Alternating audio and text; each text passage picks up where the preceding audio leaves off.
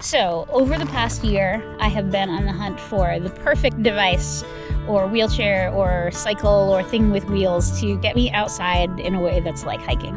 So today, we are trying one of those devices that I've wanted to try, which is the Mountain Trike. Mountain Trike is a UK company and makes all-terrain devices for kids and adults with adaptations for a wide range of disabilities. I don't know, I'm going up the hill right now a little bit, so I think we might be about the same. You're not at a normal walking pace, right? Yeah. I'm still a little slow. Feel slow. Same gear ratio. Including options for varying hand functions and assistance levels from completely manual to an e-assist to a fully electric device. Oh, that's interesting. It feels like it jerks a little bit to one side, but I think it's activating both brakes. It might not be. Woo! That's that, yeah.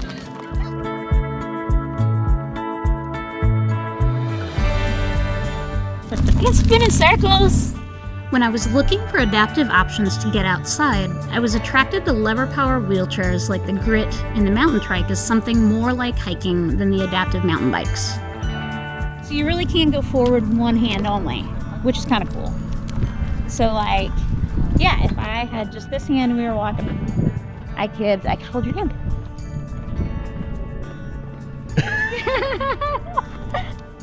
Enough testing the Mountain Trike. Let's hit the trail.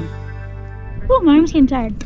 Like with any good hike, you got to start somewhere. And for us, we started at the visitor center and we made our way down from the visitor center using some nice paved trail to the historic rail trail at Lake Mead National Recreation Area. It's a beautiful spot, lots of parking places, and nice paved trail to get to the trailhead. When Vanessa signed us up to go on this hike, we really didn't know much about the area or what the hike would entail. We were pleasantly surprised to see well-maintained flat trail with breathtaking views of Lake Mead. And the trail that we're hiking is a part of a historic trail that was used to build the Hoover Dam. It connected Las Vegas to Boulder City and the Hoover Dam. It helped to transport all the material that was needed to build the dam. Something that made this trip special is we get to experience the natural beauty around us. Check out this bush with us. So if you drive it, how does it smell? Maybe. Fresh. Well, it smells like fresh. It smells like these bushes. Yeah. One of the coolest parts of this experience is going in the group that we went in. It included people of lots of ages and a scavenger hunt because they wanted us to know the history and learn about the trail that we're on as well as the nature around us. And that particular bush was on a scavenger hunt. It asked us to label what it smelled like. Vanessa said fresh. I said nature. Apparently the correct answer was desert rain. It was the creosote bush that we were smelling. Neither of us really had the correct answer for that one, so we lost the point on that part of the scavenger hunt.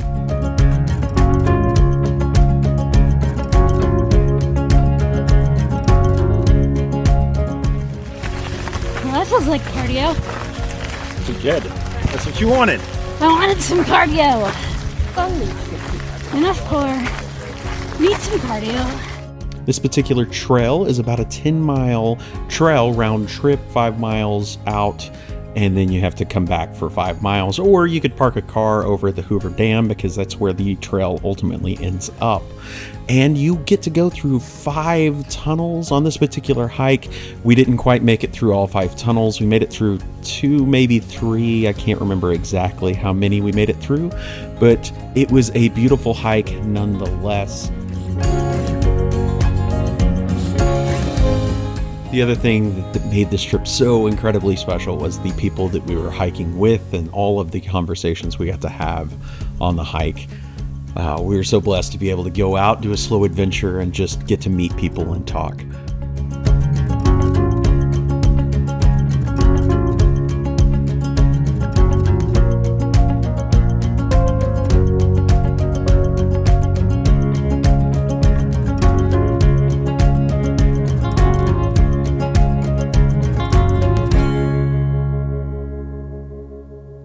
I'm so glad I got to do this hike and so glad for the organizations we got to do it with, and not our usual ones because we're in a whole different state. It was actually really cool that we had some staff from the national park and volunteers from the national park who were part of this, plus some folks from Get Outdoors Nevada, not Nevada, but Nevada. We learned that today.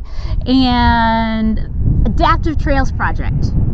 So Ed is in charge of that, the chief instigator, and I'd been emailing back and forth with him about trying one of these mountain trikes, because since the beginning of when I was injured, I'd been looking at, okay, how can I get outside? How can I do some of these activities that I used to do, like hiking, especially hiking? You know, and I've joked that as I've tried different mountain bikes that I like slow adventure. I don't like not necessarily these mountain bikes, but these mountain bikes are cool because they can get me outdoors and in nature, which is cool. It does not go fast. It does not. Hey man, you said you're into slow adventures, not fast. It's true. Every time we do a fast adventure, you say, no, I'm a slow adventure person. I mean, But you smile when we do fast adventures. So I don't know. we'll find out. But anyway, I've still always really wanted to try one of these lever-powered mountain trikes. So today was the day that got to happen. So the mountain trike is pretty cool piece of machinery.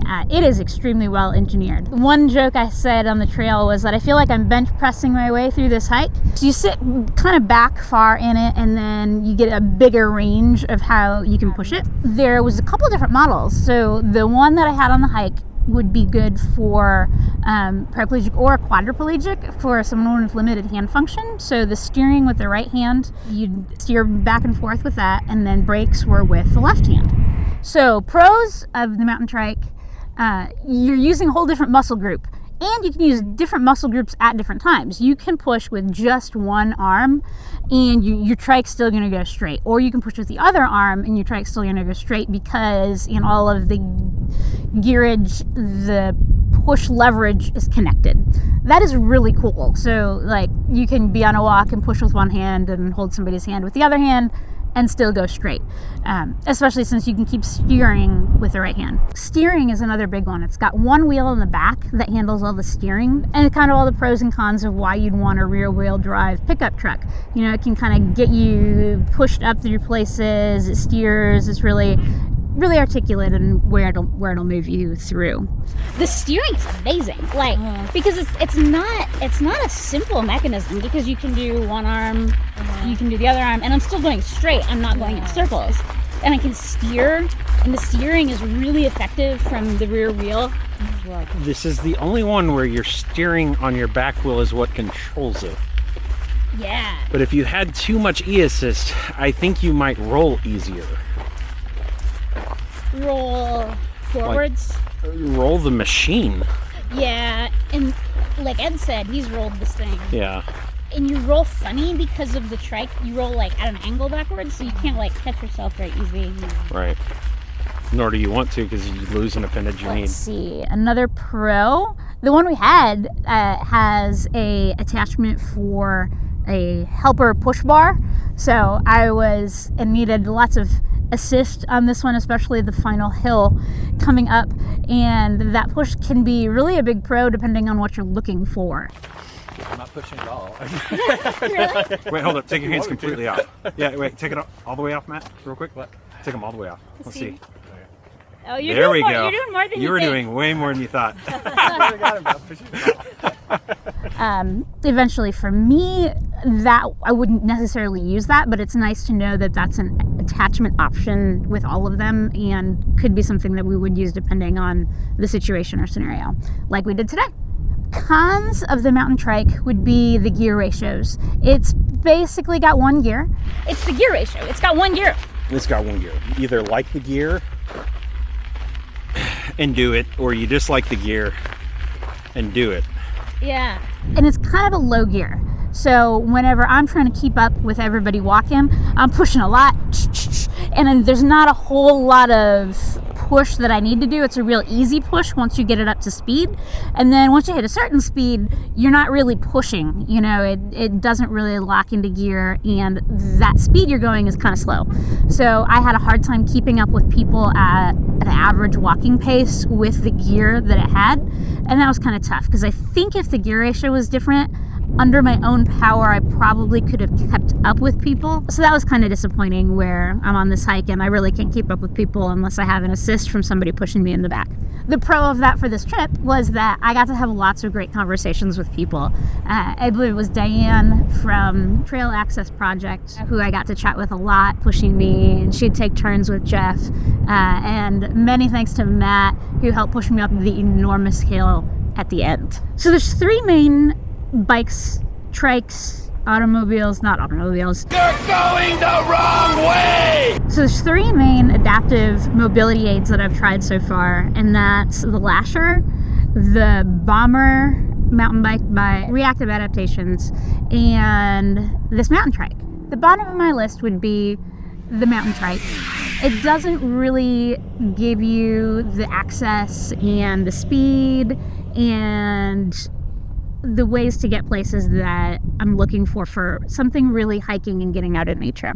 Now, it's great for going on a slow adventure. It's great for like an average hiking trail. If they changed that gear ratio, I think it would probably eke up higher on my list. But altogether, it's just a really different thing than the Lasher and the Bomber. Those 2 are definitely adaptive mountain bikes. This Mountain Trike is definitely other. It's a much slower adventure, and I like slower adventure, but it might have been just a little too slow for me. Then comes the Lasher. The Lasher, I feel like, from everybody I know, is kind of this like industry standard of like, this is a sweet mountain bike for adaptive mountain biking. And that is no joke. It is incredibly well powered. It will get you crazy places. You can tip over in it and have lots of fun in lots of situations. The thing I don't like about it is the way it steers. So it's got an arm here and then arms here, and so you're pedaling like this, but steering, and you steer with that pedal with 1 wheel in the front. And so pulling that and steering it around, I've always felt kind of awkward to me. It works for sure, and your power comes from that wheel, pulls you forward, but it just lands under the Bomber for me. So top of my list is the Bomber. So it's got 2 main wheels in front, 1 wheel in back. That wheel in back gives you the power, and so that helps you get up a hill. If you get a little stuck and you give it a little throttle, that back wheel will really help you get up. And I think my favorite thing about the Bomber is its mountain bike handlebars. They really give me a sense of control over where I'm going to go. I've got traditional brakes on it, and I've been biking before. Even though I never would have considered myself a mountain biker in the past, that Lasher has really given me the power to get out in places I would have gone in the past. So it's a different way to do what I've done with a different tool that is really pretty incredible. Thank you so much to the Trail Access Project, to the National Park Service and their volunteers, and to Get Outdoors Nevada. So glad to be out on the trails with you today, and on to adventure.